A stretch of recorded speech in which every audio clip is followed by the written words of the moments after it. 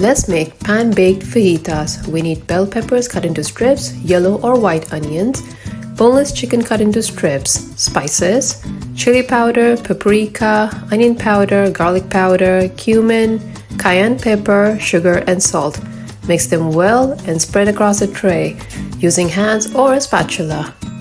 Put the oven on convection at 200 Celsius or 400 Fahrenheit. Once warm, put the fajitas into the oven for 20 minutes or until the onions have caramelized. Put the cork boards on the table for protection.